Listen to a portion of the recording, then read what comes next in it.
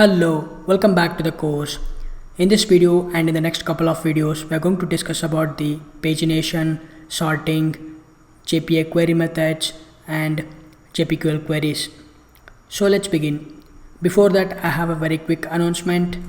Now you can enroll to my Udemy paid courses directly from my website.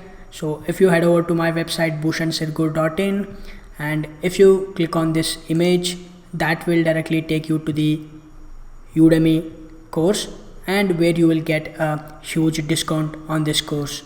You can also directly use this coupon code B2Tech490 and this offer will be available throughout this month, so you can enroll into my course at any point of time. Similarly, you can also enroll to my JSP and Servlets course as well. If you click on this image, that will directly take you to the Udemy course where you will get a huge discount on this course as well. You can alternately use the coupon code which is B2Tech499. You will get the discount on that course as well.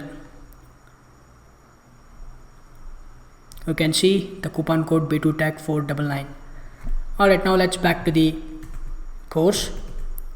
So in this video we are going to discuss about the JPA finder methods.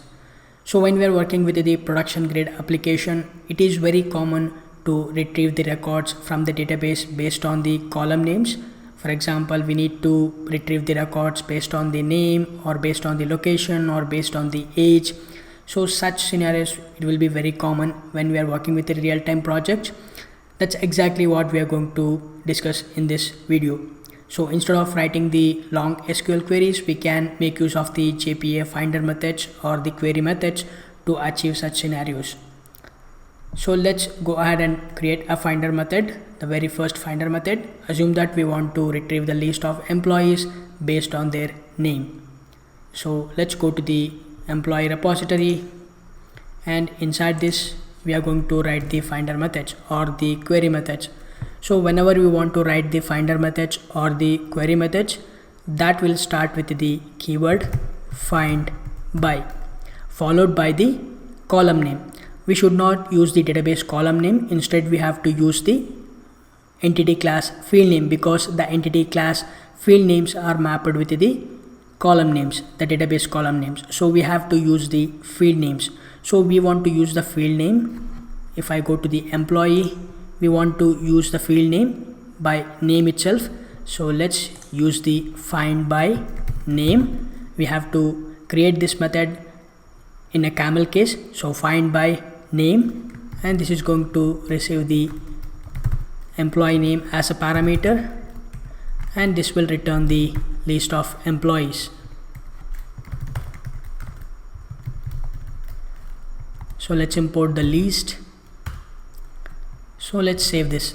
So now let's go to the employee service and let's define a new method. This is going to return a list of employee and I will call the method name get employees by name. This will take the employee name as a parameter. Let's save this. And inside the employee service implementation, we need to override the method.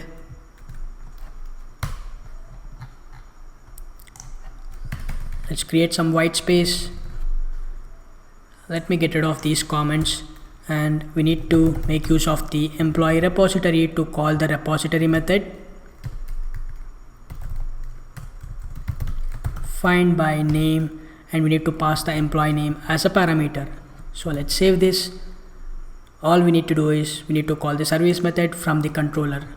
So I will quickly create a new handler method, public. We are going to make use of the response entity. We have already discussed about the response entity in the previous video. Response entity of type list of employee. I'm going to call the handler method as get employees by name. I will annotate this method with the @getMapping annotation, and the URI it's employees / filter by name. We are going to make use of the request param to receive the value from the URI. So at request param string name, we are going to bind the URI value with this value, with this parameter name. Let me change this to response entity. Okay, so now inside this we are going to make use of the employee service to call the service method. Return new response entity.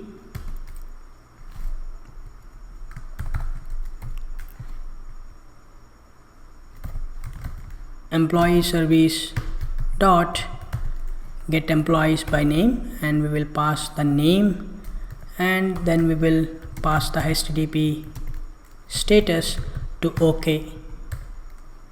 So with this, let's save our application.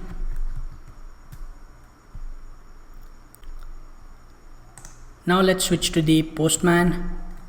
I will quickly create a new request. Add request.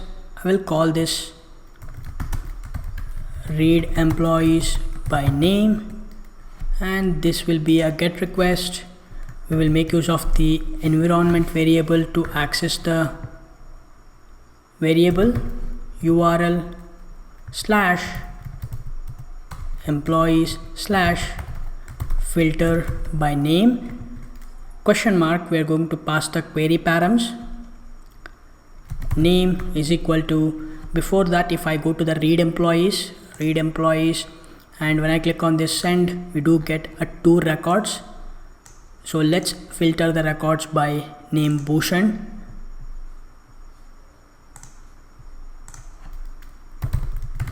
When I click on this send, we should get a single record which is a name Bhushan. So if I change this to Bharat, when I click on this send, we should get a single record with the name Bharat. Okay, so let's actually go to the create employee and create a new record with the name Bharat itself. Let's change the department to textile, and this is bharat05@gmail.com. When I click on this send, we do get the response. Now we have 2 records with the same name inside our database. Let's go to the read employees by name, and let's click on this send. We should get 2 records with the name Bharat. Alright, so now we have created our very first query method, or the finder method. So remember, whenever we want to create the finder methods, it will start with the find by followed by the field name. We have to use the field names instead of the database column names, because the database column names are mapped with the field names.